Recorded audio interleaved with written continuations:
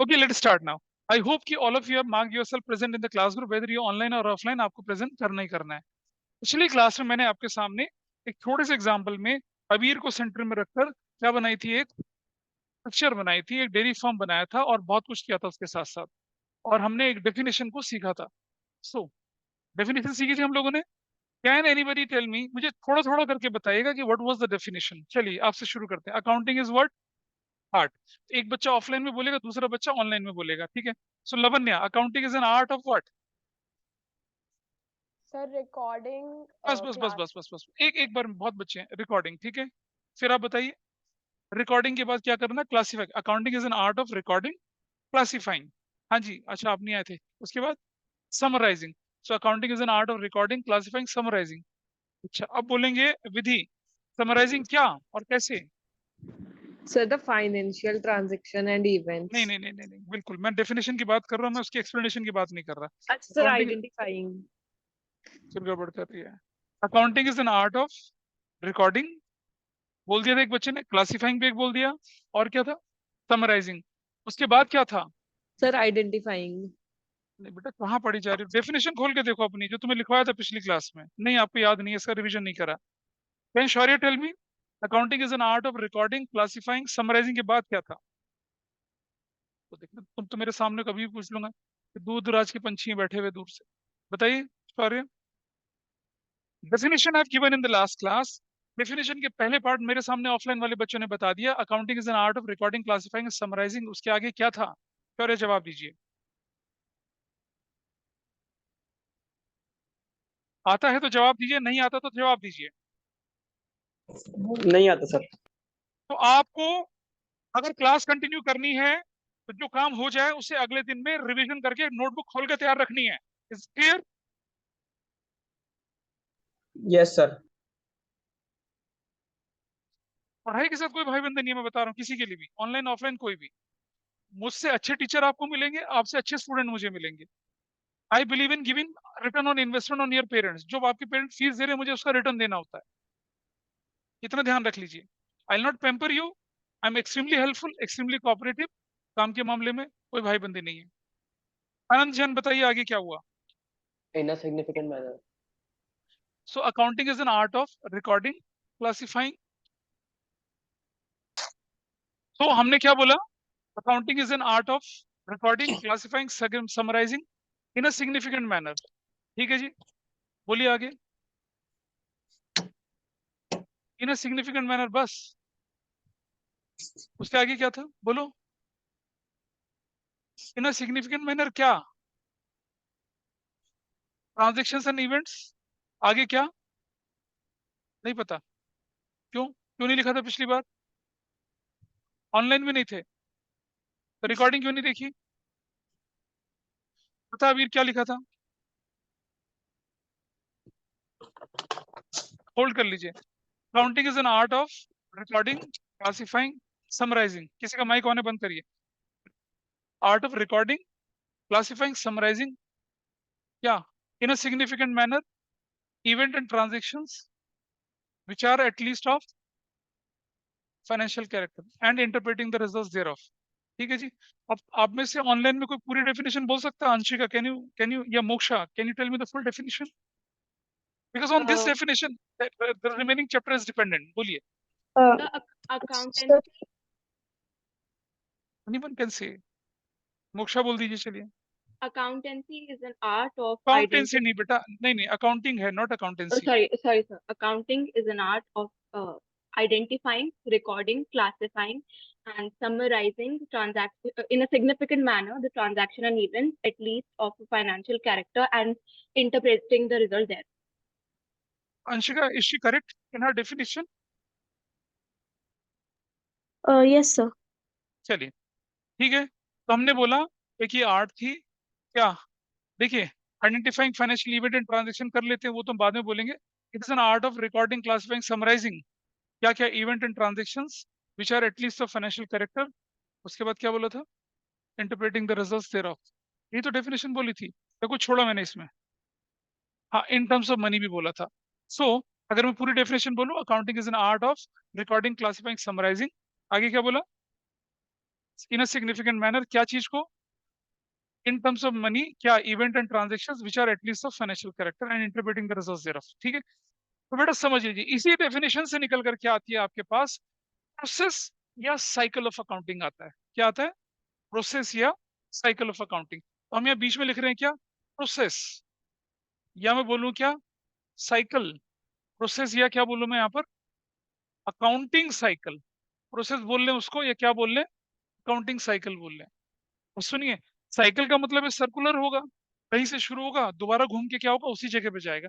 Let us सी कि accounting cycle क्या होता है, अकाउंटिंग प्रोसेस क्या होता है। आप में से बहुत सारे लोगों ने बोला था अभी कि सबसे पहले हम क्या करते हैं, जैसे कि मोक्षा बोली थी, सबसे पहले हम क्या करते हैं? आइडेंटिफाई करते हैं। उसको आइडेंटिफाई करते हैं, फाइनेंशियल इवेंट्स एंड ट्रांजेक्शंस को हम आइडेंटिफाई करते हैं। तो पहला पार्ट क्या बनेगा हमारे पास? आइडेंटिफिकेशन। अभी लिखना मत बेटा इसको, ठीक है, पहले मैं बना लूं पूरा, तब आप उसको देख लेंगे। Identification of what? Financial events and transactions. ये identification of financial event and transactions चलता है। क्या होती है इवेंट और क्या होती है ट्रांजेक्शंस, ये मैंने पिछली क्लास में बताया था। ठीक है, transactions are individual items, and when those individual items combine कर देते हैं तब वो क्या बन जाती है? इवेंट। हमने फिल्म बैंड बाजा बारात का एग्जांपल लिया था, इवेंट मैनेजमेंट का एग्जांपल लिया था, केटरिंग का पैसा, फ्लोरिस्ट का पैसा, जनरेटर का पैसा, इलेक्ट्रिसिटी का पैसा, डांस डीजे का पैसा, सब अलग अलग जाता है, कंबाइन कर देंगे तो क्या बन जाती है? मैरिज इवेंट बन जाती है ना। IPL is an event.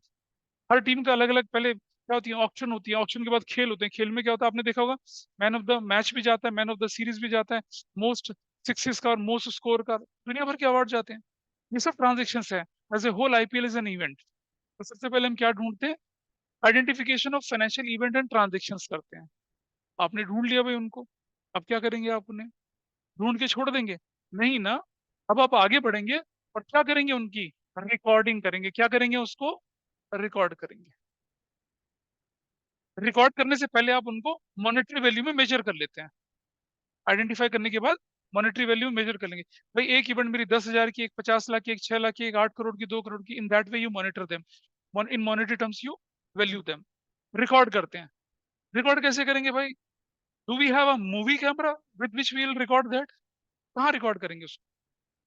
Registers में करेंगे ना रिकॉर्ड। बेटा अकाउंटिंग जो होती है ना, अकाउंटिंग के अंदर रजिस्टर शब्द यूज नहीं करते हैं। अकाउंटिंग के अंदर हम करते हैं यूज बुक्स। उसे बोलते हैं बुक्स ऑफ अकाउंट्स। क्या बोलते हैं उसको? Books of account. कहाँ हम उसको रिकॉर्ड करते हैं? बुक्स ऑफ अकाउंट्स के अंदर रिकॉर्ड करते हैं, बुक्स ऑफ अकाउंट्स ये बोलते हैं उनको। ठीक है, अब जो बुक्स ऑफ अकाउंट्स होती है ना, वो एक नहीं होती है। छोटे मोटे दुकानदार जो होते हैं वो simple books of account use करते हैं, but when your business is complex, when you have a tax liability, when you have systematized, when you have hired a chartered accountant, एक बुक से काम नहीं चलता। कौन कौन सी बुक्स होती है? ठीक है, ओके। सबसे पहले क्या बोलते हैं हम उसको? कैश बुक बोलते हैं। पहली बुक जो होती है, सबसे इंपॉर्टेंट बुक, जिसे हम प्रिंसिपल बुक भी बोलते हैं, क्या बोलते हैं उसे? Cash book. Means what ever transaction happens in cash, चाहे खरीदा, चाहे बेचा, चाहे रेंट पे किया, चाहे रेंट लिया, चाहे प्लांट खरीदी, चाहे मशीनरी खरीदी, लैंड खरीदा, बिल्डिंग खरीदा, wherever cash is involved, that will be placed where? In cash book। बिल्कुल बिल्कुल, चेक्स भी यहीं जाएंगे। कैश और बैंक दोनों आते हैं इसके अंदर। कैश बुक जो होती है ना, उसके अंदर कैश और बैंक दोनों ट्रांजेक्शन रिकॉर्ड होती हैं। तो कैश बुक कैश और बैंक दोनों ट्रांजेक्शन को वो रिकॉर्ड करेगा। ठीक है जी, इस पर किसी का कोई डाउट? अंशिका या मोक्षा बताइए। Any transaction which is relating to cash और cheque, that will be recorded in the cash book. बोलिए। बिल्कुल बेटा, बिल्कुल, ऑनलाइन भी। ठीक है, आपने अमेजन से सामान खरीदा अपनी कंपनी के लिए, ठीक है जी, पैसा ऑनलाइन दे दिया, ऑनलाइन ट्रांजेक्शन तो बैंक के थ्रू ही जाएगी ना, तो that will also be recorded here. हाँ जी बेटा, कार कैश में खरीदोगे यहीं जाएगा। ठीक है, अच्छा आगे बढ़ते हैं। सर यस बेटा बोलो। सर लेकिन अकाउंटिंग की डेफिनेशन में आपने बताया था कि सारे ही इन टर्म्स ऑफ मनी होता है, तो हाँ बिल्कुल होता है। इस लॉजिक से तो सभी कैश बुक में जाएगा, सारे नहीं होगा ना, ट्रांजैक्शन। अभी अभी देखो बेटा, हमने तो डेफिनेशन बताई थी ना, अब हम डेफिनेशन की सर्जरी कर रहे हैं। वो तो डेफिनेशन थी, now we are diving into deep of the definition. हमने बोला रिकॉर्डिंग करनी है, अब मैं आपको बताऊंगा ना, रिकॉर्डिंग तो एक शब्द था, रिकॉर्डिंग की कितनी गहराई है अभी बताने वाला हूं मैं आपको। भाई वो तो हम डेफिनेशन पढ़ रहे थे, डेफिनेशन के अंदर क्या आपको पूरा का पूरा 2 पेज 3 पेज का डॉक्यूमेंट अंदर आ जाएगा? क्या डेफिनेशन 3 पेज की होगी? That will give you glimpses of your subject. उसके बाद तो हम डीप जाके डाइव करेंगे ना उसके अंदर। सो जो रिकॉर्डिंग है वो कैसे रिकॉर्ड करती है वो मैं आपको बताने जा रहा हूँ यहाँ पर। And obviously it's in deep. Okay sir. अभी देखना कैसे कैसे पता चलेगा, ठीक है जी। तो चलो जी, कैश बुक में क्या रिकॉर्ड करा? कोई भी कैश ट्रांजेक्शन, चाहे वो गुड्स से रिलेटेड हो, चाहे वो पेमेंट से रिलेटेड हो, चाहे रिसिप्ट से रिलेटेड हो, वो हम इसके अंदर डालते हैं, ठीक है। अच्छा, बिफोर आई प्रोसीड फर्दर, एक छोटी सी चीज और समझ लीजिए। Can anybody tell me the difference between goods and assets? कोई भी बताइए बेटा। And goods you don't own. अच्छा, मुझे एक बात बता, तुम कपड़े की दुकान चलाते हो, उसके अंदर पैंट शर्ट टी शर्ट मतलब मतलब ब्लेजर वगैरह जो सब रखा हुआ है, वो तुम्हारा नहीं है, वो दुकान तुम्हारी है बस। नहीं, डेफिनेशन ही बनी। कोई बताइए। Business, that's wonderful. तो जो गुड्स हैं वो तो सड़क पे बिछाने के लिए हो गई, फिर तो उनसे आपका बिजनेस ग्रो नहीं करेगा। How will your business grow if you are going to sell out the goods? ये भी नहीं बनी बात, बोलिए।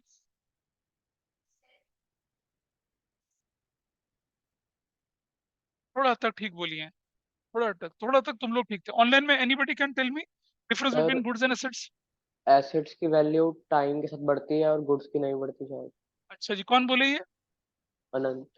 अच्छा, can Shaurya give me any example goods और एसेट्स का? सर गुड्स जो है जैसे कि मतलब अगर उसकी वैल्यू मतलब इतनी बढ़ेगी नहीं, जैसे जो उसका प्राइस है वैसी है, पर एसेट्स की जो है उस टाइम पे बढ़ेगी वैल्यू। बहुत बढ़िया, अनंत का आंसर चुरा लिया बेटा तुमने। Anshika, Moksha, can you throw some light जल्दी से? I just want answer from any. Answer मतलब क्या है वो पूछ रहे हैं, एग्जाम्पल? एग्जांपल बताइए मुझे, आंसर तो खैर मैं Sir, बताऊंगा ना आपको। goods are bought something that is for resale or something, and assets is kept for a longer time ownership. Okay. एक बच्चा बोल रहा है कि गुड्स जो है वो हम रिसेल के लिए खरीदते हैं और एसेट्स को रिसेल के लिए नहीं खरीदते हैं। तो बहुत हद तक 99% आपका आंसर बिल्कुल करेक्ट है, ठीक है। और लवन्या, विधि कुछ बोलना चाहें तो I will come to you as. No, sir, I'm अब not right. 99% वाले ने बोल दिया तो हो ही जाएगा। आइए जरा एक एग्जांपल से समझते हैं, ठीक है। आपके पास गारमेंट शॉप है, आप गारमेंट शॉप चलाते हैं, ठीक है। गारमेंट शॉप जो चलती है वो एक बहुत बड़ा शोरूम आपके पास है, 1 फ्लोर 2 फ्लोर 3 फ्लोर। आपने देखा होगा लाजपत नगर में, सरोजिनी नगर में, ठीक है, इस तरफ आपके शोरूम होते हैं, कपड़ों के शोरूम होते हैं। ग्राउंड में बच्चों का मिलता है, ऊपर फिर क्या होता है मतलब एडोलसेंस का मिलेगा, ऊपर बड़ों का मिलेगा, ऐसा करके देखो अलग अलग फ्लोर में बना रहता है। गारमेंट शॉप चलाते हैं, ठीक है जी। गारमेंट शॉप में क्या रखा आपने? Pant shirt T shirt trouser, बच्चों की फ्रॉक वगैरह, ये सब चीजें रखी हुई हैं। तो जो चीजें आप खरीद रहे हैं या जो चीजें आप मैन्युफैक्चर कर रहे हैं रीसेल करने के लिए, आपकी गुड्स कहलाएंगी। क्या कहलाएंगी वो? गुड्स। गुड्स क्या होती हैं भाई? गुड्स और क्या होता है? रीसेल। इधर you buy that in bulk और you manufacture that in bulk and then you sell them out in bulk और इन रिटेल। ऐसा कर सकते हैं आप। देखिए भाई, मान लिया जाए आपकी गांधीनगर में गारमेंट की शॉप है, तो गांधीनगर तो होलसेल मार्केट है दिल्ली में। उसमें क्या होता है? बल्क में आप सामान बनवाते हैं और रिटेल में लोगों को बेचते हैं। लेकिन आपने क्या करा? सामान बनाया और शोकेस में रख के छोड़ दिया ना। ऐसा तो नहीं करेंगे कि नहीं बेच रहा मैं इसको, ऐसा तो होगा नहीं। आप बनाएंगे उसे बेचेंगे। सो एनीथिंग वी परचेज, जो हम खरीदते हैं किस काम के लिए?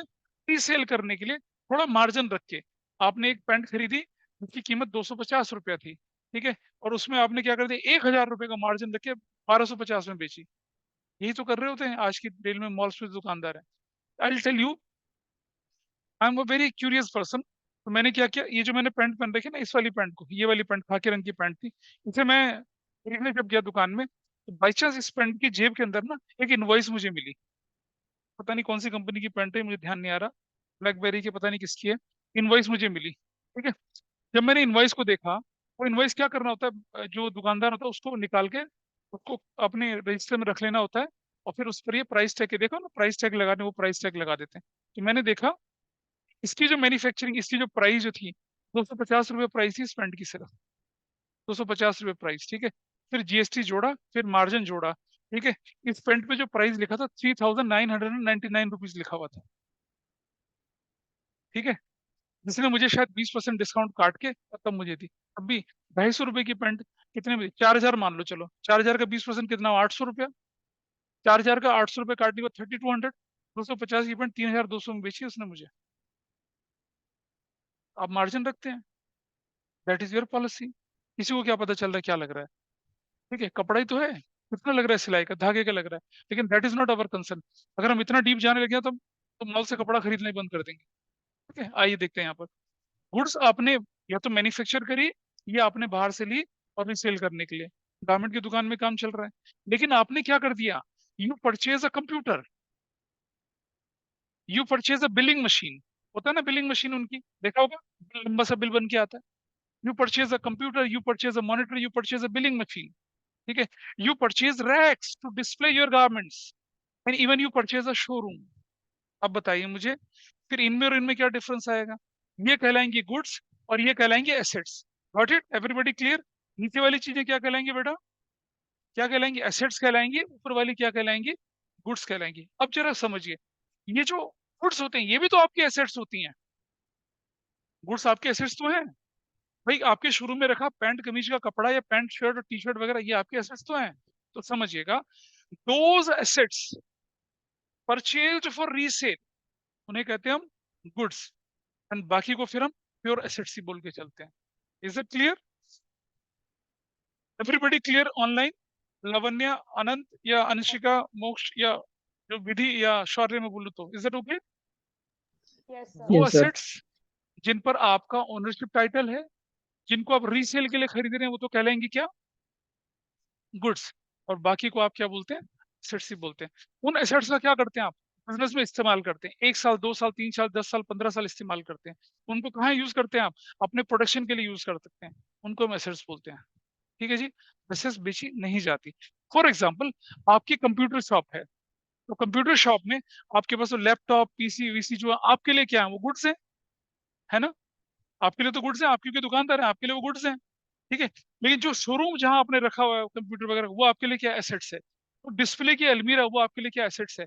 वो कंप्यूटर जिससे आप बिल बना के दे रहे हैं, वो क्या आपके लिए एसेट है? कह रहेगा, ठीक है। चलो अब एग्जांपल लेते हैं कार शोरूम के मालिक का। स्कॉडा का शोरूम है अगर आपका, उसमें जो गाड़ियां रखी हुई हैं, वो कार शोरूम वाले के लिए क्या है भाई? बताइए जरा मुझे। Can anybody tell me Goods. Online? Goods. Good. Goods हैं, वो गुड्स हैं। गुड्स।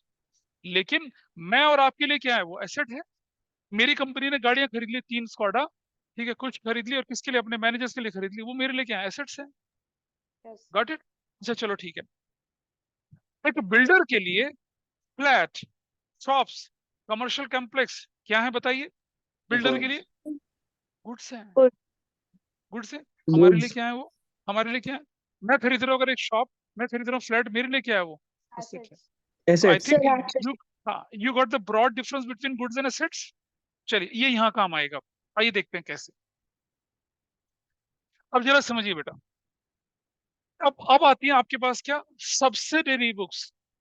सब्सिडरी बुक्स आती हैं आपके पास। एक प्रिंसिपल बुक हो गई और एक फिर आती है सब्सिडरी। सब्सिडरी मतलब हेल्पिंग बुक्स। जैसे number 1, purchases book. Purchases book, आप बोलेंगे सर अगर हमने कोई सामान कैश खरीदा, वो तो कैश बुक में चला गया ना? Is that okay with everybody, online offline? लेकिन अगर कोई सामान में, यानी कि goods, if I purchase goods on cash, तो कहाँ चला जाएगा? कैश बुक में। But if I purchase goods on credit, where will it go? यहाँ जाएगा। तो परचेजेस बुक में लोगों के मन में मिसकंसेप्शन होता है कि परचेजेस बुक में हम क्या करेंगे? जो भी गुड्स खरीदने, चाहे कैश खरीदे चाहे क्रेडिट खरीदे, मतलब नहीं, कैश खरीदोगे सीधा कैश में जाएगा, पूछने की जरूरत ही नहीं है। लेकिन अगर हम क्रेडिट में खरीदें, क्रेडिट का मतलब क्या हुआ? मैंने सामान खरीदा, पैसा नहीं दिया, तो कहाँ जाएगा?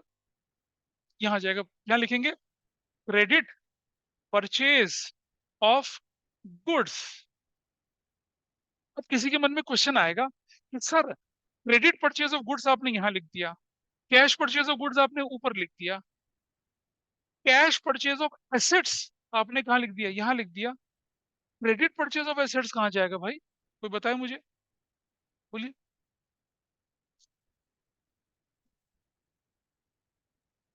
हाँ बेटा एसेट्स ही होगा। अच्छा एक बात बता भाई मुझे, तुमने एक स्कॉर्पियो न्यू खरीद ली, टॉप मॉडल, 40 लाख रुपीज बोल रहा है सपोज, ठीक है। तुम 40 लाख का ब्रीफ केस लेके गए, बोला ले भाई पकड़, गाड़ी मेरी हो गई। तो शोरूम वाला मना करेगा, तुम्हारी गले में माला डालेगा, आरती उतारेगा तुम्हारी, क्योंकि तुम सीधा पैसा देके जा रहे हो उससे। वरना लोग तो फाइनेंस करवाते हैं, ठीक है। वो तो वीआईपी ट्रीटमेंट देगा तुम्हें, भाई बड़े आदमी आया 40 लाख रुपए खड़ाक से देके गाड़ी ले गया, ठीक है जी। अच्छा, तुमने 10 लाख रुपया कैश दिया, 30 लाख का तुमने लोन करा दिया, तब एसेट्स नहीं कहलाएगी क्या? भाई साहब समझिए, समझिए, शोरूम वाले को तो पैसा तुरंत बैंक दे देता है, लोन तो आपके ऊपर चढ़ता है, और आप उस गाड़ी को लेके आ गए। अंडरस्टैंड, आपने स्कॉर्पियो खरीद ली, आप गाड़ी लेके आ रहे हैं, गाड़ी के कागज आपके नाम पे हैं, रजिस्ट्रेशन नंबर आपके, रोड टैक्स आपके नाम पे, इंश्योरेंस आपके नाम पे पड़ा, गाड़ी आपके घर के बाहर खड़ी हो रही है, बैंक के बाहर खड़ी हो रही है। तो क्या होता है, तो legal ownership lies with whom, bank, लेकिन प्रैक्टिकली आप उसके मालिक हैं। जिस दिन बैंक का लोन उतरेगा, ठीक है, आपकी गाड़ी, गाड़ी तो वैसे भी आपकी आपके पोजीशन में रहेगी। सोचो यार, एक बैंक अगर एक साल में 10,000 गाड़ियां लोन करवाएगा, फिर सबको बोलेगा नहीं ये तो मेरे मेरे मेरे कंपाउंड में ही खड़ी होगी, बैंक तो बेचारा क्या करेगा, उसे तो स्टेडियम लेना पड़ेगा फिर। ऐसा नहीं होता। Even if you purchase on credit, रहती तो आपकी ही है, अब आपके और सामने वाले के बीच में उधारी का रिलेशन हो गया ना, अब उसे चुकाते जाएंगे, और जब नहीं चुकाते तो क्या होता है, देखा ना, बैंक के फाइनेंसर वसूली भाई गाड़ी उठा के ले जाते हैं, फिर तो वैसा होता है। Let's come to the point. तो जब आप गुड्स खरीदते हैं कैसे, क्रेडिट में, तो कहाँ जाएगा, परचेज बुक में, लेकिन कैश खरीदेंगे तो कहाँ जाएगा, कैश बुक में। अच्छा, number 2 book, number 3 book, number 4 book, number 5 book, number 6 book, number 7 book. अब अगर आप मशीनरी खरीद रहे हैं कैश में तो कहाँ जाएगा, मशीन, कैश बुक में चला जाएगा।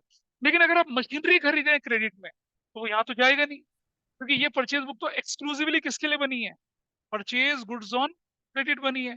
अगर आप मशीनरी खरीदते हैं क्रेडिट में, तो किसी बुक में नहीं जाएगा, एक बुक बनती है अलग से, जनरल प्रॉपर, क्या बोलते हैं उसको, जनरल प्रॉपर, वो यहाँ चला जाएगा।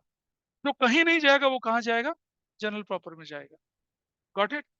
इसके अंदर मैं एग्जाम्पल लिख रहा हूँ क्या, purchase of an asset on credit, ये बनेगा आपका जनरल प्रॉपर के। और बहुत सारी चीजें इसके अंदर आएंगी, ठीक है। तो गुड्स खरीदी कैश में तो कैश बुक में, गुड्स खरीदी क्रेडिट में तो परचेज बुक में, मशीनरी एसेट्स खरीदी क्या कैश में तो यहाँ, उधार खरीदी तो यहाँ। क्या डाउट है बेटा, बताओ।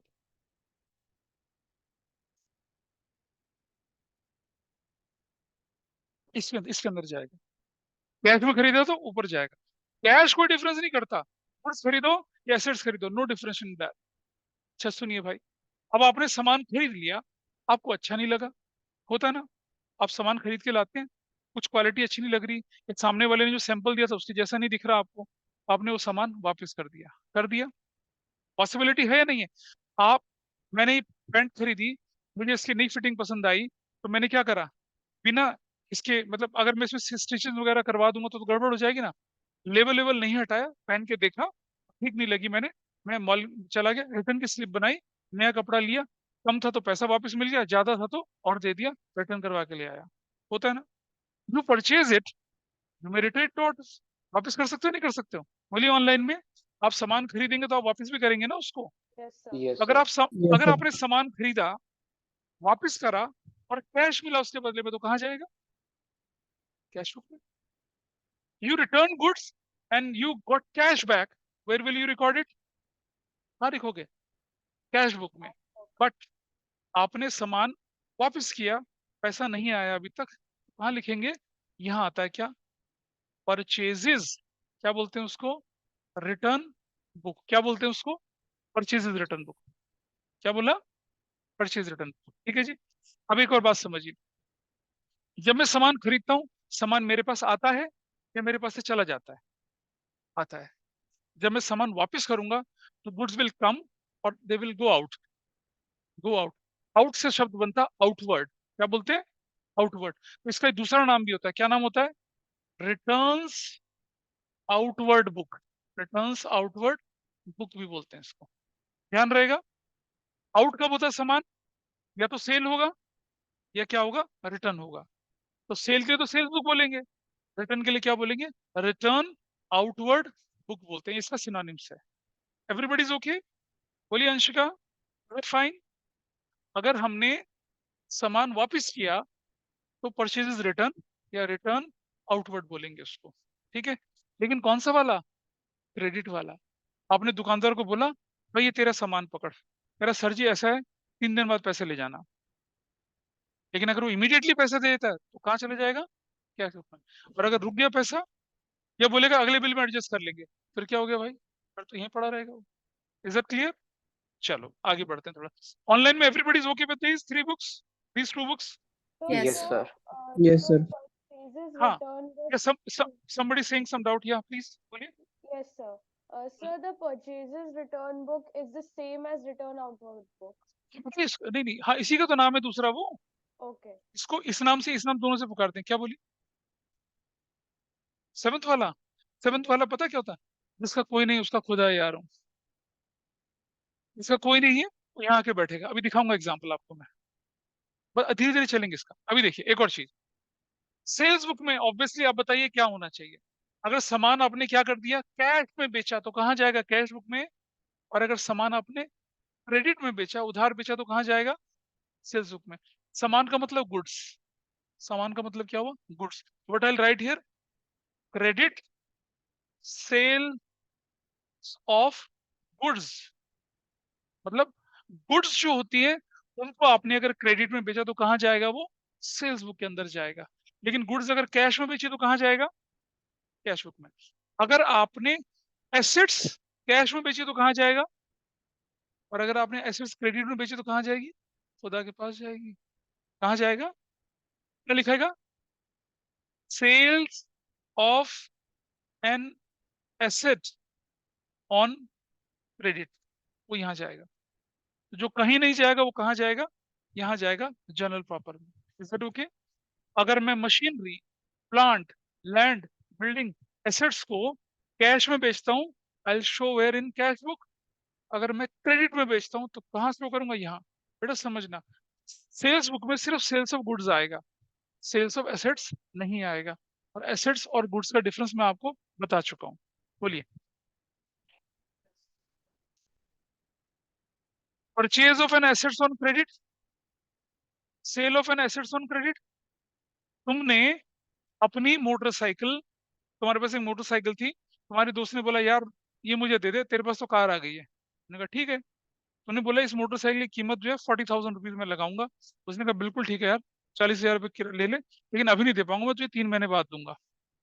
अगर आपके दोस्त ने उस मोटरसाइकिल की जो आपकी एसेट्स थी, वो मोटरसाइकिल डीलर नहीं है, पहली बात तो ये है, तो आपके लिए तो एसेट है वो। आपने अपने एसेट को 40,000 में देना था, आपको दोस्त आता कहता ये पकड़ 40,000 पेटीएम में ट्रांसफर करा, गाड़ी मेरी होगी, क्या कहलाएगा भाई? वो कैश सेल्स ऑफ एसेट्स कहलाएगा। कहाँ शो होगा वो? यहाँ।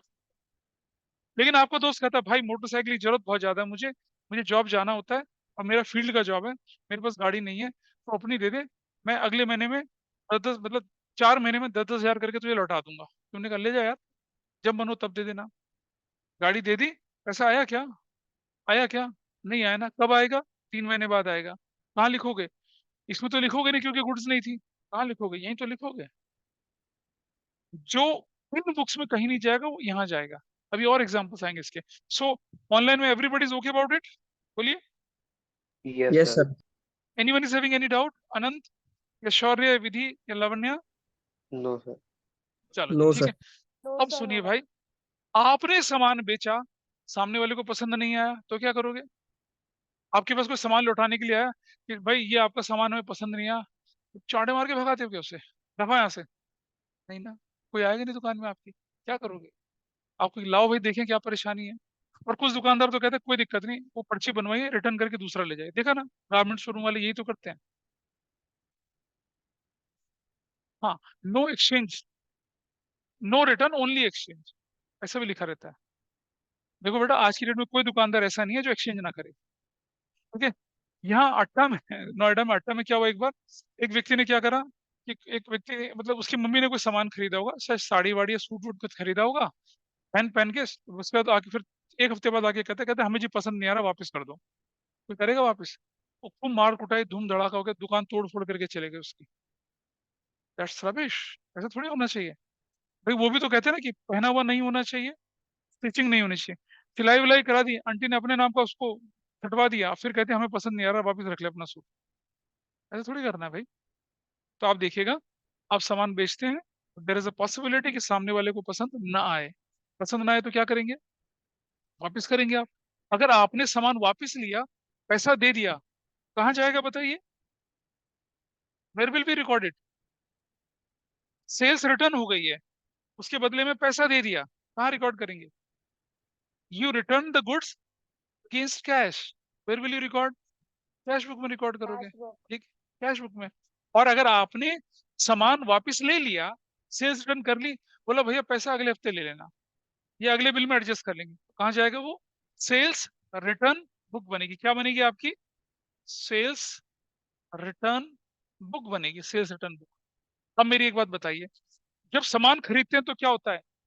इन होता है पैसा, सामान इन होता है। जब सामान वापस करते हैं तो क्या होता है? आउटवर्ड होता है। ठीक है।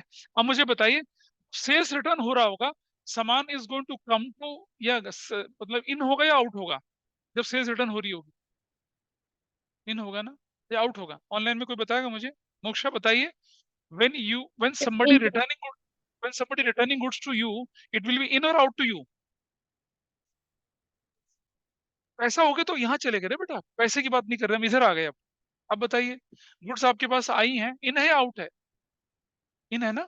इसका नाम क्या बोलते हैं हम लोग? इसका नाम, दूसरा नाम क्या होता है? इसका नाम होता है, नहीं नहीं, रिटर्न इनवर्ड बुक। क्या बोलते हैं इसको? Return inward, returns inward book बोलते हैं इसको। तो रिटर्न आउटवर्ड और इनवर्ड का मतलब समझोगे?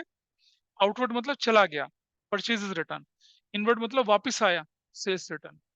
तो देखिए, एक परचेज बुक, एक परचेज रिटर्न, एक सेल्स बुक, एक सेल्स रिटर्न बुक। क्लियर है? Is that okay? अच्छा, चलो थोड़ा सा आगे चलते हैं हम। Sir, can you a, please explain sales return book again? अच्छा चलो ठीक है। सपोज आपके पास, आप ना, आपकी दुकान जो है, मैं बोलूँ तो वो, अब मैं बोलूँ गिफ्ट सेंटर है आपका, गिफ्ट सेंटर, ठीक है। और आपने क्या करा, आपके पास एक कस्टमर आया, बोला कि मैम ये 10,000 रुपए का एक लैंप शेड में लेके जा रहा हूँ, घर दिखाऊंगा, पसंद आ गया तो ठीक है, वरना अगले दिन वापस कर दूंगा। Is that okay? Yes, sir. आपने बेच दिया, ऐसे सेल्स हो गई, कैश सेल्स हो चुकी है, पैसा आ चुका आपके पास। अब वो आदमी अगले दिन आके कहता है मैम ये लैंप शेड ना पसंद नहीं आया मेरे घर वालों को, तो आप क्या करोगे बताइए? क्या उस लैंप शेड को सड़क पे फेंक दोगे, या अपनी फैक्ट्री के अंदर इन करोगे उसे? Sir, I'll take it back. You will take it back. So that is going to be into your firm or out to your firm. What will happen? In. इनका क्या मतलब हुआ? रिटर्न इनवर्ड हो गया वो, इसलिए बोलते हैं उसको रिटर्न इनवर्ड। ठीक है। अच्छा समझिए, अगर आपने उसके बदले में पैसा वापस कर दिया, क्लियर, तो रिटर्न इनवर्ड बुक में नहीं जाएगा, तब तो कैश बुक में चला जाएगा। Got it? Yes, sir. और फिर आपने बोला कि भाई अभी रश ज्यादा है, एक हफ्ते बाद पैसा ले जाना, समझ लो, उसने कहा ठीक है यार ले जाऊंगा, तो किस जगह चले जाएगा वो? रिटर्न इनवर्ड के अंदर चले जाएगा वो, सेल्स रिटर्न बुक के अंदर लिखा जाएगा उससे। Is that okay? Yes, sir. अच्छा सुनो, आपने कार खरीदी, ठीक है जी, आपने कार खरीदी और कार आपको पसंद नहीं आई, आपने हालांकि वैसा होता नहीं है, लेकिन आपने किसी से सेकंड हैंड गाड़ी खरीदी, आपको पसंद नहीं आई, आपने वापस कर दी, पैसा भी नहीं आया, कहाँ जाएगा? कैश बुक में तो जाएगा नहीं, परचेज सेल्स में जाएगा नहीं, परचेज रिटर्न सेल्स रिटर्न में जाएगा नहीं, क्योंकि यहाँ तो सिर्फ गुड्स की बात होती है। कार तो क्या होती है? एसेट्स होती है। कहाँ लिखा जाएगा वो? General property. वो जो लड़का बैठा है पीछे, उसने जो अपनी मोटरसाइकिल अपने दोस्त को बोली थी या ले जा चला ले, ठीक है जी, अब उसका दोस्त कहता है कि भाई तेरी मोटरसाइकिल बड़ा तंग कर रही है, रास्ते में 4 बार रुका मैं, कभी पंचर हो जाता है, कभी पेट्रोल खत्म हो जाता है, कभी इंजन फेल हो जाता है, भाई तू रख अपनी साइकिल अपने पास। क्या हो गया? Is it a goods return और एसेट्स रिटर्न? Assets return. क्या बदले में पैसे दिए? नहीं दिए, कहाँ लिखी जाएगी वो? जनरल प्रॉपर में लिखी जाएगी।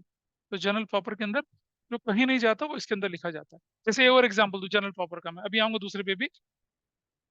रेंट पेड इन कैश, बताइए कहाँ जाएगा? Rent paid in cash, online वाले बताएंगे। Rent paid in cash, anybody Sir, can answer. cash book. Cash book. Cash book. Cash book sir. Rent received in cash, where will it put?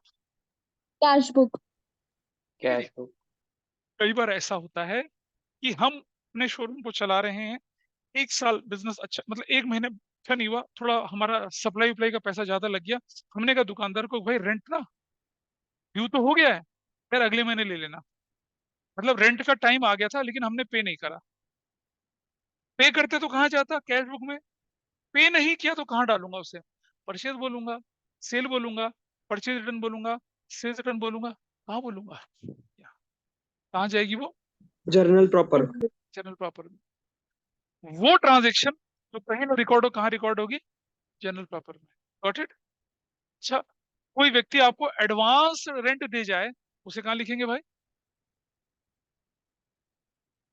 Cash book में लिखेंगे ना, पैसा तो आ गया, advance आया तो पैसा आ गया, कहाँ लिखेंगे उसे?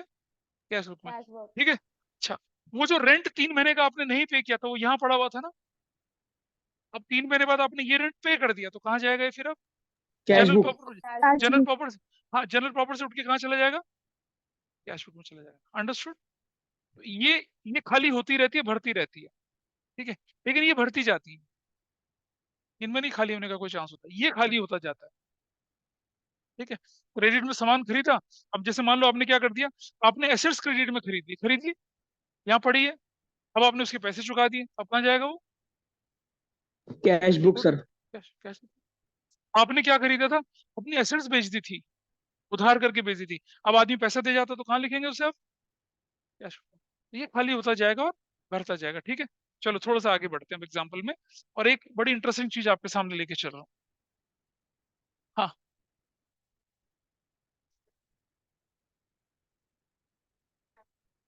नहीं, आपने परचेज बुक में सामान खरीदा, ठीक है, और परचेज बुक उधारी खरीदी, लेकिन देखो ये तो हर बुक में होगा, ठीक है, इनसे उठकर सामान इस पे चला जाएगा, लेकिन इनसे इधर उधर नहीं जाने वाला, इनमें नहीं होता। मान लो आपने परचेज, आपने उधार खरीद ली, जब परचेज की पेमेंट कर दोगे तो यहाँ से उठ के कहाँ चले जाएगा? कैश बुक में चले जाएगा। कैश बुक तो बाप है ना सबका, वहां तो सब कुछ जाएगा। भाई सामान आपने क्रेडिट में बेचा, and you got money against that, where will you put that? Cash book में। ठीक है। ये रिटर्न आपकी सेल्स रिटर्न थी, बदले में पैसा नहीं देता, पैसा दे दोगे तो कहाँ जाएगा? ऊपर। परचेज रिटर्न थी, आपने सामान वापस कर दिया, पैसा नहीं आया था, परचेज रिटर्न में जिस दिन पैसा आ गया उस दिन कहाँ जाएगा ये? कैश। कैश बुक से तो सबको लेना देना होता है भाई, इसमें तो प्रिंसिपल बुक बोला है उसको, अल्टीमेटली वहीं जाना है सबने। ठीक है, अंतिम निवास है वो। चलो आगे देखते हैं थोड़ा सा। What's your name? श्लोक। आपका नाम क्या है? अहाना। श्लोक एंड अहाना यहाँ बैठे हैं, ठीक है। तो क्या हुआ कि ये here is Ahana and here is श्लोक। अहाना सोल्ड गुड्स ₹20,000 टू किसको? श्लोक को। सामान बेच दिया 20,000 रुपए का, ठीक है, कैश में नहीं बेचा है, ऑन क्रेडिट, उधार बेच दिया, ऐसा करके हुआ। सर एक बात बताइए अहाना, आप श्लोक को जानते हो? नहीं, नहीं जानते। ये बताइए, मेरी दुकान में कोई व्यक्ति आता है और मुझसे कहता है कि सर 50,000 का सामान दे दीजिए, पैसा जब होगा तब दे दूंगा, तो आप क्या बोलेंगे? बताइए क्या बोलेंगे? भाई बेवकूफ लग रहा हूँ क्या शक्ल से? मूर्ख लगता हूँ क्या? ऐसे तो बोलोगे? जिसको जान न पहचान और सामान उधार दे दोगे तुम क्या? दे दोगे क्या? ऑनलाइन में मुझे बताइए, अनंत या अंशिका या मोक्षा या लावण्य या विधि, क्या आप में से कोई कभी घर का सामान खरीद के लाया है? जाता है कोई? Yes sir. Yes yes sir. Sir. कौन है बच्चा यहाँ पर, कौन बोल रहा है? बताइए कौन है जो लेके जाता है सामान, घर का सामान लेने यस जाता है, सर। छोटे मोटे? What's your name? I can't see you. Anshika. Anshika, आप क्या खरीदने जाते हैं घर से बाहर? जब जाते हैं तो घर का कौन सा सामान खरीदने जाती हैं? Sir normal groceries. Normal groceries. जैसे आपकी मम्मी ने बोला कि संडे के दिन ऐसा कि हम ब्रेड और ऑमलेट बना के खाएंगे मॉर्निंग में, तो मोक्षा जाइए, नहीं सॉरी क्या नाम है आपका, अंशिका, आप जाइए और एक ब्रेड पूरी ले आना और 1 दर्जन देसी अंडे लेके आ जाना, है ना, वो पीले वाले, वो ब्राउन वाले अंडे वो लेके आना, ठीक है। इनका कुल बिल बनता है, मान लो 400 रुपये का अंडे का ट्रे था, और मान लो 80 रुपीज की ब्रेड थी, 480 रुपीज बन गया। और बाई चांस अंशिका आप लेके चली गई कितना, 200 रुपये का नोट लेके चली गई, तो जब आप उस दुकानदार के पास जाएंगी तो वो सामान देगा या बोलेगा बेटा पहले पहले पूरे पैसे लेके आओ फिर मुझसे सामान लेना? आपके अड़ोस पड़ोस की दुकान है वो। सर फ्लैट नंबर लिखवा के छोड़ सकता है। हाँ, ये आपकी सोसाइटी के अंदर जो ग्रोसरी शॉप है उनसे तो आप महीने का सामान खरीदते हो, रोज का सामान खरीदते, इतने तो जान पहचान हो ही जाती है ना। अच्छा, ओके। अच्छा, आप मालपानी चाहिए बेटी है, ठीक है बेटा, कोई बात नहीं, क्या फ्लैट नंबर है इतना, अंकल पैसा, बेटा आ जाएंगे पैसा, तो कोई दिक्कत नहीं है। और आप जब आप अगली बार आते हो तो पैसा उनको वापस कर देते हो। अभी सो मत बेटा, सो मत, है ना। तो क्या हुआ, उधार सामान किसको दिया जाएगा, जिससे थोड़ी जान पहचान होती है। Now, Right, sir. Now Ahana and श्लोक थोड़ा बहुत जानते थे एक दूसरे को, मुछड़ की क्लास में पढ़ते थे, 11th में 12th में। बाद में उसकी दुकान होगी, वो कस्टमर बन के चला गया, ठीक है जी, सामान बेच दिया और क्रेडिट में बेच दिया, ठीक है। लेकिन श्लोक कहता है ये पैसा मैं तुम्हें 2 महीने 3 महीने बाद दूंगा। अंशिका कहती है भाई सुन, हम दोनों कभी पढ़े थे किसी क्लास में, लेकिन इसका मतलब ये नहीं कि आई कैन ट्रस्ट यू। तो श्लोक कहता है यार ऐसी बात कर दी तुमने, ये देख हमारी फोटो वोटो भी थी। कहता है वो कोई बात नहीं, वो तो जो बिजनेस के साथ कोई यारी दोस्ती नहीं होती है। तो श्लोक कहता है कि भाई ठीक है, इतना ही भरोसा नहीं होता तो भाई लिख के दे देता हूँ तुझे मैं। लिख के देने का मतलब क्या हुआ, लिख के देने का मतलब हुआ स्टैम्प पेपर पे लिख के दे दिया। भाई शी वांट्स टू एंश्योर कि भाई पैसा जो गया वापस आए आए। इसीलिए जब भी कोई चीज क्रेडिट में होती है उसकी क्या होती है, पेपर वर्क होता है ना पूरा का पूरा, कब लिया, कैसे लिया, कब वापस करेगा, नहीं वापस करेगा, पेनल्टी वनल्टी, दुनिया भर की चीजें उसके अंदर मेंशन करी जाती हैं, ठीक है। तो क्या करा, इसने कहा तुझे भरोसा नहीं तो मैं लिख के दे देता हूँ। तो लोग कहता है यार मैं क्या लिखूं, तू ही लिख दे जो लिखना है, मैं साइन कर दूंगा उस पर। अब मुझे बताइए, जब हम किसी से लोन लेते हैं तो हमारी चलती है, लोन देने वाले की चलती है, loan they, terms and condition किसकी मानी जाती है, कोई बताए मुझे, लोन देने वाले की। यहाँ लोन देने वाला कौन है, अहाना, खरीदने वाला कौन है, श्लोक। किसकी चलेंगी टर्म्स एंड कंडीशन, अहाना की चलेंगी। अहाना ने क्या करा, एक कागज पे लिख दिया, आई प्रॉमिस टू पे ₹20,000 ऑन और बिफोर 30th जुलाई 2024। ऐसा लिख दिया, ऐसा करके कागज बना दिया, ऐसा कागज बना दिया, ठीक है। और श्लोक को बोला भाई इस पे साइन कर दे। श्लोक ने क्या लिखा, एग्रीड एंड एक्सेप्टेड, और श्लोक बोल के साइन करके दे दिया। जरा ध्यान से समझना, कागज किसने लिखा था, हाना ने लिखा था। कागज पे साइन किसका हुआ, श्लोक का हुआ। अगर कागज पे साइन श्लोक का हुआ तो ये एक्सेप्टेंस किसकी है, अहाना की है, श्लोक की। कोई मुझे बताए ऑनलाइन में, हुज एक्सेप्टेंस इज दिस। और श्लोक की। श्लोक सर। अब फ्यूचर में पैसा श्लोक भरेगा या अहाना भरेगी, श्लोक सर। श्लोक भरेगा, ठीक है।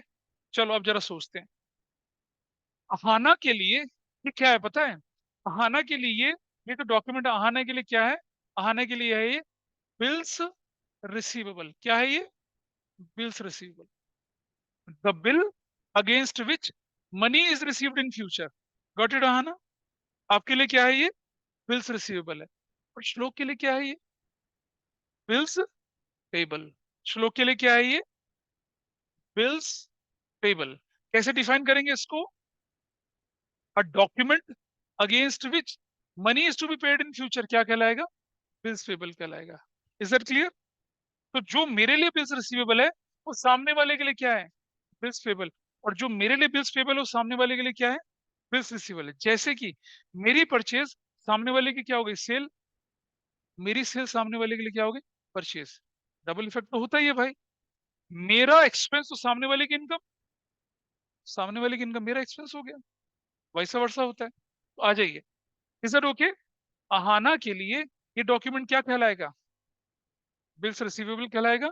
और श्लोक के लिए डॉक्यूमेंट क्या कहलाएगा, बिल्स पेबल।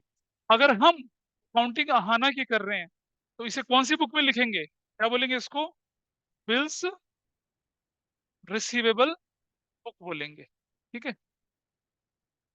अच्छा, अब अहाना ने श्लोक के साथ ये कागज वगैरह कर दिया और इस डेट पे श्लोक अपना पेमेंट कर जाएगा, काम हिसाब बराबर हो जाएगा।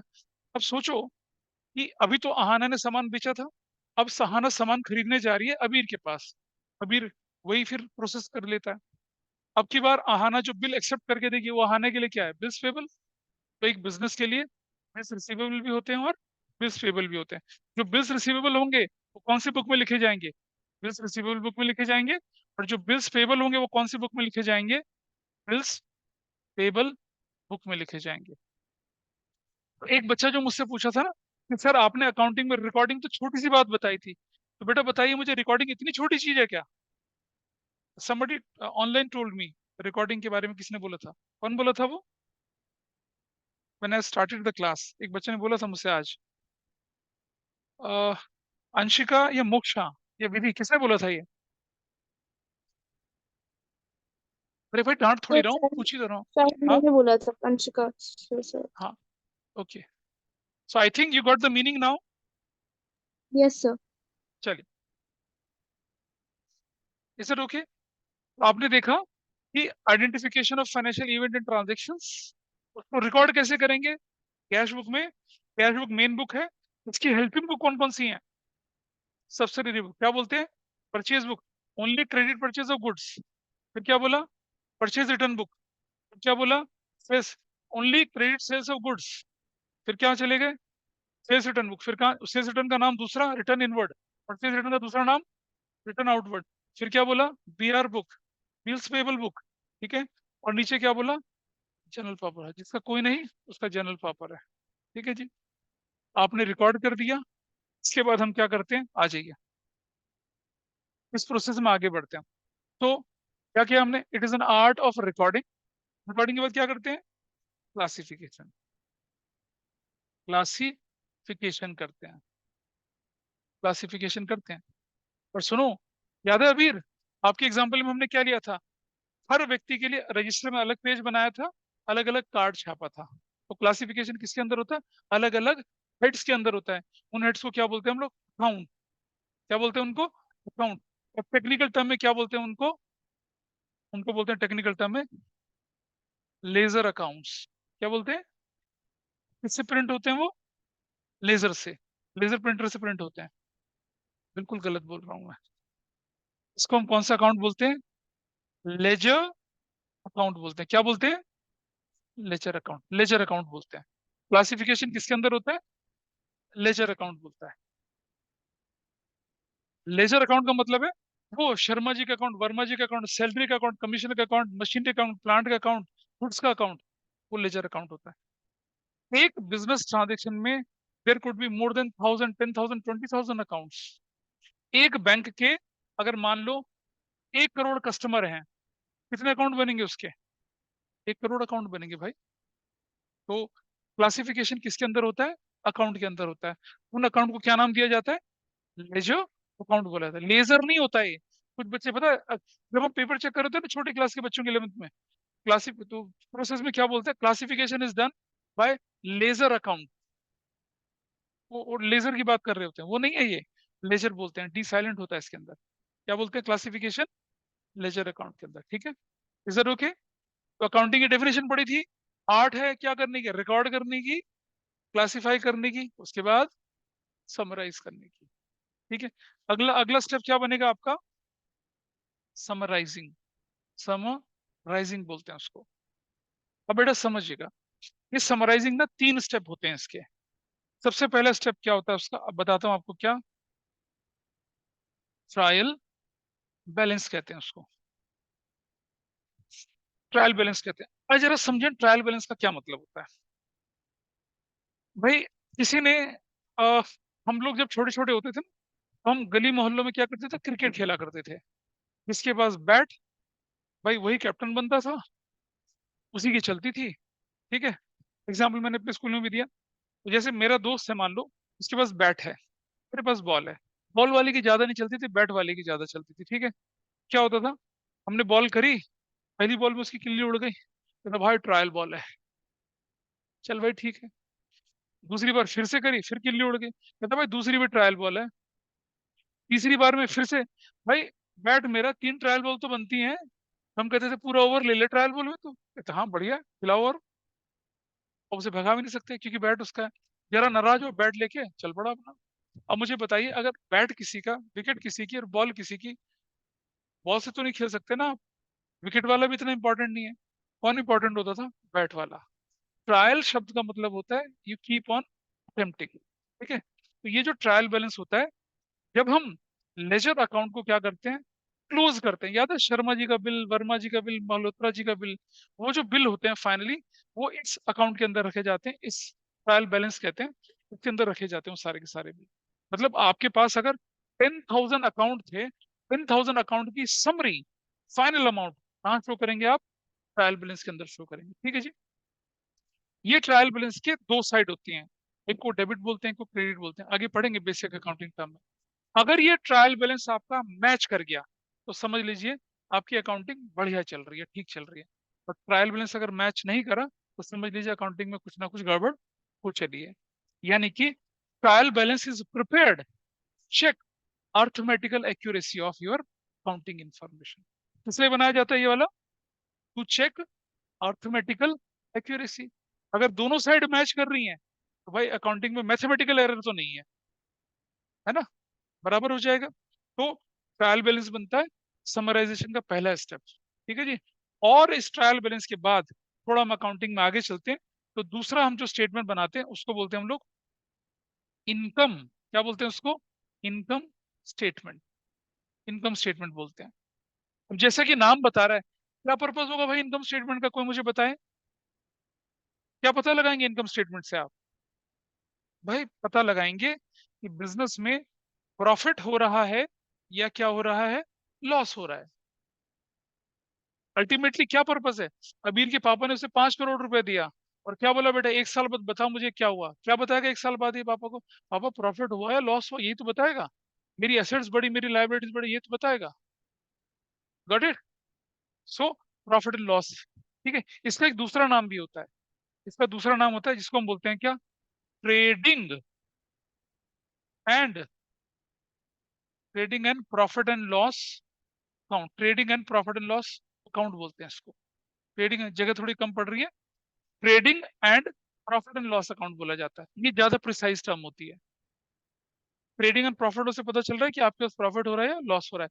ये जब हम अकाउंटिंग करते हैं ना पूरा, जब आपके सिलेबस खत्म होने वाला था तब लास्ट सेकंड लास्ट चैप्टर होता है ये। तो अभी तो हम अकाउंटिंग की बिगिनिंग कर रहे हैं, तो अभी तो हम सिर्फ आपको ग्लिम्सेस दे रहे हैं। तो ट्रायल बैलेंस बनाया जिससे आपको क्या पता चलता है? अर्थमेटिकल एक्यूरेसी पता चलती है। और फिर अगला स्टेज में क्या करते हैं आप? प्रॉफिट एंड लॉस पता लगाते हैं। क्या प्रॉफिट एंड लॉस से आपका काम चल जाएगा? नंबर 3। अब हम बोलते हैं अगले आइटम को position. Position statement.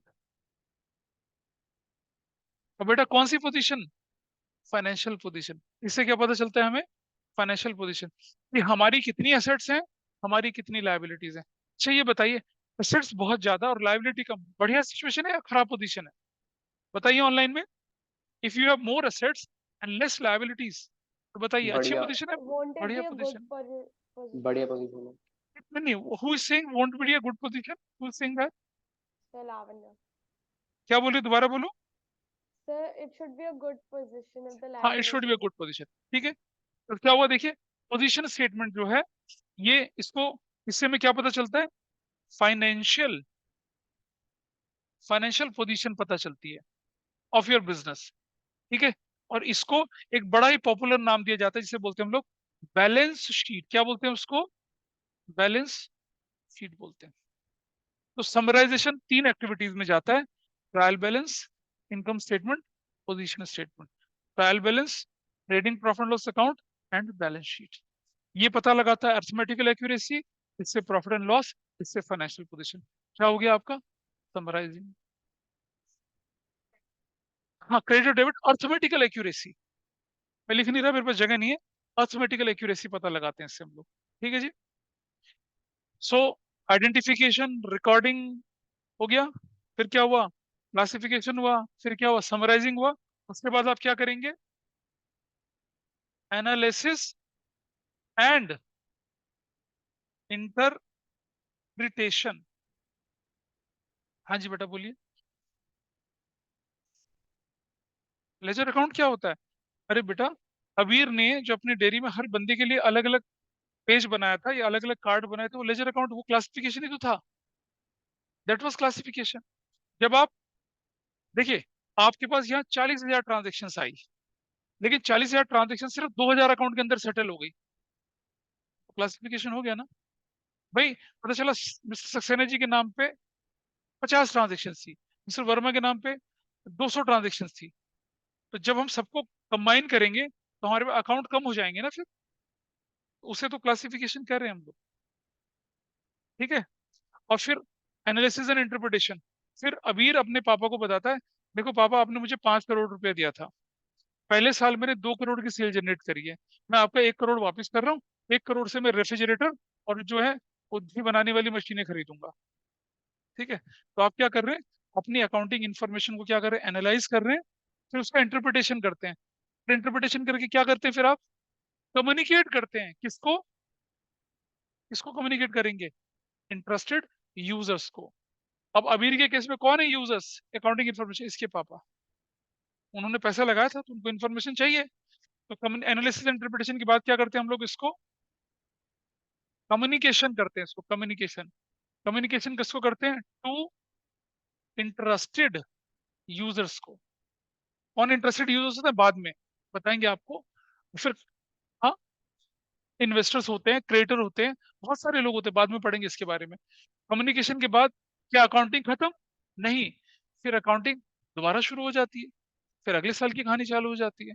So that is why it is a circular process. Start with what, identification, फिर रिकॉर्डिंग होती है, फिर क्लासिफिकेशन होती है लेजर के अंदर, summarization, trial balance, income statement and position statement, analysis and interpretation, when we communicate it to users.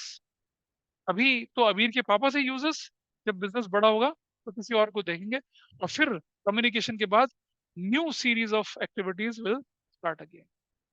That is known as what, accounting का process या अकाउंटिंग साइकिल। ये मैंने सिखाया आपको आज, ठीक है। आप देख रहे हैं जो हमने डेफिनेशन पढ़ी थी उससे कुछ अलग गए हम, अलग गए क्या, थोड़ा सा यहाँ डिटेल आ गई थी हमारी, बाकी तो सारी की सारी चीजें सेम थी, हमने तो देखा ही नहीं था। Got it.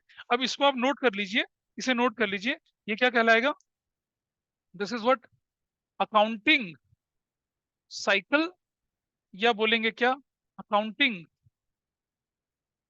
प्रोसेस, अकाउंटिंग का प्रोसेस, ये आपके पास है, इसे नोट कर लीजिए। मैंने तो गंदे तरीके से लिखा है, आप अपने नोटबुक में साफ सुथरे तरीके से लिख लीजिए।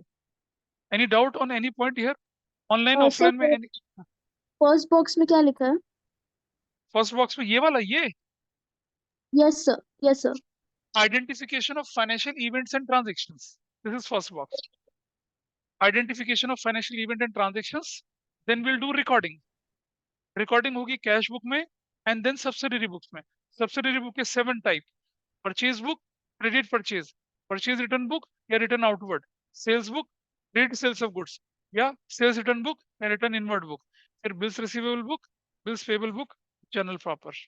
फिर हमने क्या किया, क्लासिफिकेशन किसके अंदर करा, लेजर अकाउंट्स के अंदर करा। फिर समराइजेशन किसके अंदर, trial balance, income statement, position statement.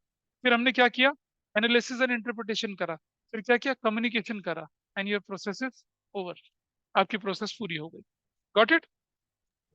हाँ क्या बोले, So what did we do the trial and balance for? Can you हाँ, repeat? no, not a trial and balance, it is a complete sentence, trial balance, trial balance gives us arithmetical accuracy, क्या हमारी accounting information जो है mathematically correct है या नहीं है, वो हमें ट्रायल बैलेंस से पता चलता है।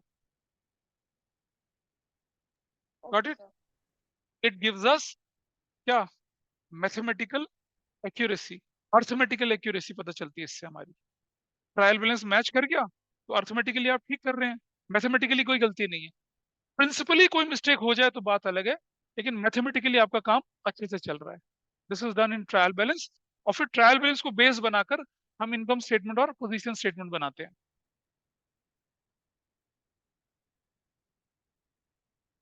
Okay, sir. Thank got you. It. इधर से शौर्य, अनंत, अंशिका, मोक्षा या विधि या लवन्य, कोई डाउट किसी का इस पे? No, No, sir. sir. No sir. Purchase book के नीचे लिखा मैंने credit purchase of goods, sales book के नीचे लिखा क्रेडिट सेल्स ऑफ गुड्स। जो लिख रहा हूँ वो लिखना चाहिए, आपके पास होना चाहिए। अगली क्लास में सबसे पहले मैं पूछूंगा ये चीज, तो अगली क्लास में आपको पढ़ के रेडी रहना है, तब मैं अगला कंसेप्ट बताऊंगा आप लोगों को, ठीक है। सो अगर आपने नोट कर लिया हो तो मैं फिर से वाइंड अप करूं, अगर स्क्रीनशॉट लेना चाहें तो स्क्रीनशॉट ले लीजिए इसका,